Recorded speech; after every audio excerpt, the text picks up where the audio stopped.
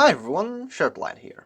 With Gundam Assault Survive introducing the various custom parts, some more unique than others, there's definitely a lot more potential for customization, allowing you to vanish off the radar with the stealth part, waterproof your mobile suit for amphibious combat, or double all your magazines just because you felt like it. At the same time, some of these are almost prohibitively expensive. For example, an energy pack here comes down to $500,000 apiece.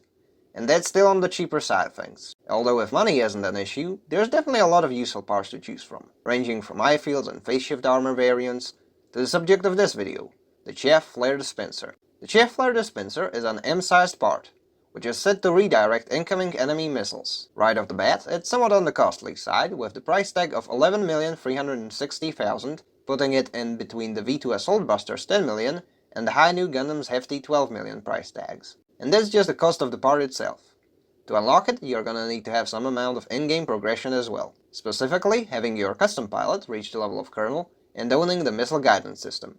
On top of having done 10 sorties each with the GPO-free Dendrobium and the Isaac from Gundam Double Zeta. Thing is, if you don't have those already, it's obviously gonna inflate the total cost. Now, before I get to a full breakdown, I need to put a short little preface here, given that I threw out some high numbers there. Payouts per each mission usually range from 10 to 900,000 depending on the difficulty, and there are absolutely ways to optimize the grinding process to the point where you can earn several millions, if not more, in less than half an hour. So it is absolutely possible to get the amount you need by a little bit of grinding.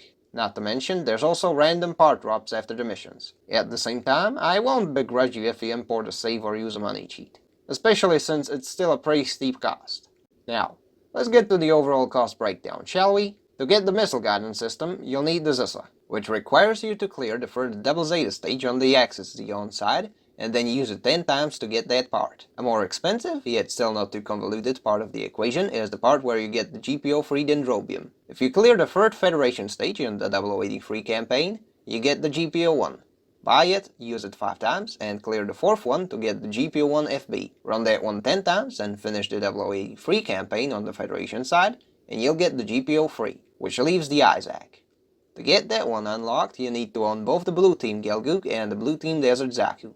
Now the latter isn't too hard to get, since you can buy the Desert Zaku right away, then clear the 5th stage of Axis Zeon's Double Zeta campaign, and you'll get the access to the blue one. The former, however, requires you to go back to the 0079 campaign, beat Solomon on the Zeon side, which you can finish early by retreating after the fleet does. While doing so, you will have cleared the 2nd stage on the way, which gets you the sand prevention part in the shop. What do I need that one for, you ask? It's used in the research plan for the Blue Team Gelgoog.